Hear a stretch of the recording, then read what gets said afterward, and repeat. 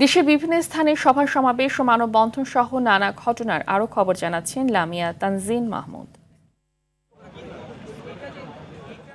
Myanmar থেকে মাদকের বিনিময়ে সারসহ বাংলাদেশি পণ্য পাচারকালে ৯ জনকে আটক করেছে কোস্টগার্ড। এ সময় ৩টি বোট ও প্রায় ১৪,২৮,০০০ টাকা রাসায়নিক সার জব্দ করা হয়। দিনাজপুরে পুলহাট থেকে খানপুর পর্যন্ত ১২ কিলোমিটার রাস্তার দুই ধারের অবৈধ দোকান ও স্থাপনা উচ্ছেদ কার্যক্রম শুরু হয়েছে। কেমিক্যাল ও বর্জ্যে ক্ষতিগ্রস্ত জমি ক্ষতিপূরণ পরিশোধের দাবিতে ঢাকা ময়মনসিংহ মহাসড়কে কাফনে কাপড় পরে বিক্ষোভ মিছিল করেছে ভুক্তভোগী কৃষকরা।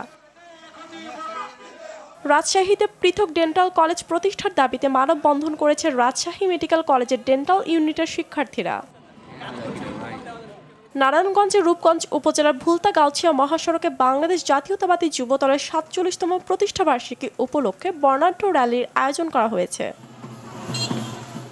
যশোরে জিআই পণ্য খেজুরের রস সংগ্রহের জন্য গাছ কাটার আনুষ্ঠানিক উদ্বোধন করা হয়েছে। বরিশালে বাংলাদেশ কিন্ডারগার্টেন অ্যাসোসিয়েশন বৃত্তি পরীক্ষায় কৃতী শিক্ষার্থীদের সংবর্ধনা দেওয়া হয়েছে। নড়াইলে জেলা পর্যায়ে অনুষ্ঠিত হয়েছে গ্রাম আদালত কার্যক্রমের অগ্রগতি পর্যালোচনা এবং করণীয় শীর্ষক অর্ধবার্ষিক সমন্বয় সভা। লামিয়া তানজিন মাহমুদ, RTV।